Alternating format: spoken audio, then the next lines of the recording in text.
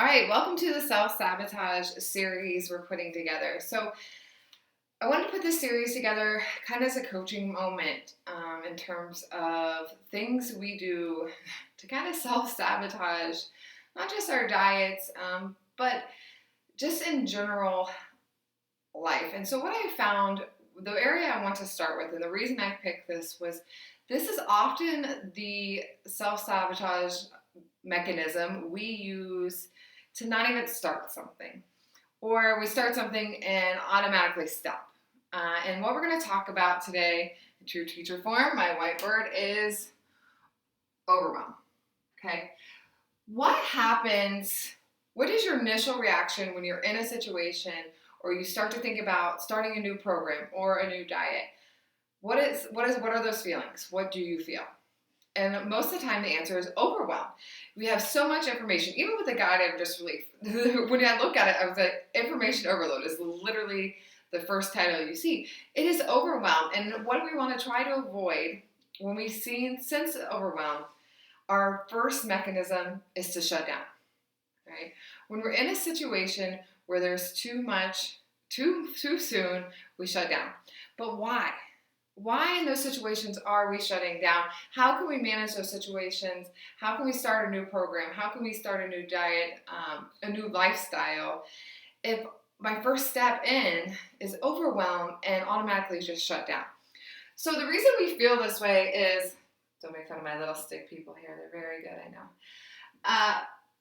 This is us, right? And the bubble around us is our safety bubble. This is where we feel safe. This is where we're comfortable. These are the things we know. But oftentimes outside of the safety bubble are our goals. And this is where we want to go. But what happens the second we step out of this bubble? This, all around, right? Overwhelm is all around us. So what do? Our first reaction is to go back into the bubble. Hi, stay in that safety bubble, stay where I'm at, I'm comfortable. But then what happens is we never make it to our goals. You know, if my goal is to live a healthier lifestyle and I go online to order groceries or I go into the grocery store and I have nowhere to start, I feel this overwhelm, I just shut down and I go back to buying what I normally would buy. You know, if my goal is to start an exercise program, and I'm looking at this program and I'm looking at all these exercises and I don't know what to start, what happens? I just go back. I don't start. The overwhelm becomes too much. So how do we manage the overwhelm? You know, how do we stop the self-sabotage before it even starts? We have to bite off pieces. We manage overwhelm. Overwhelm's a great thing because overwhelm means we're moving towards something. We're out of our comfort zone. We're making a change in our lives. But to manage it, we have to manage it in bite-sized pieces. Okay, so this may be going online and researching a exercise program or a guide that's going to step me through each step of the way rather than trying to do it on my own. This may be going to a recipes to be able to make, okay, I'm going to plan my week. These are the things I need to do each day.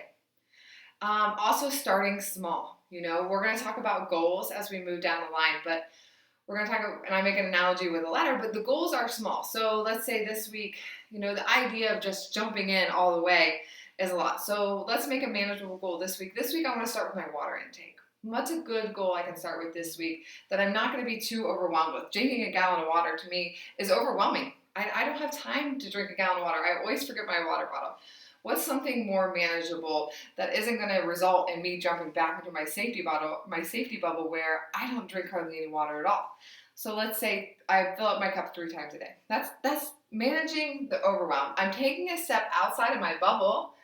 I might not be all the way to my goal, but I'm taking that step. And the more I go each step of the way, I'm going to get closer to that goal. Just biting off a little bit of that overwhelm at a time. Overwhelm is a great thing.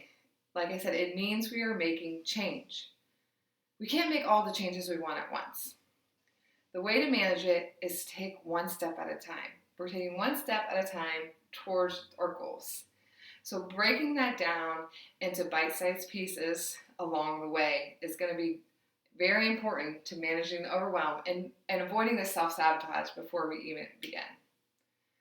All right, so we're going to keep this series going. And tomorrow we're going to talk about, or next video, we're going to talk about all or nothing attitude and how that results also in self-sabotage.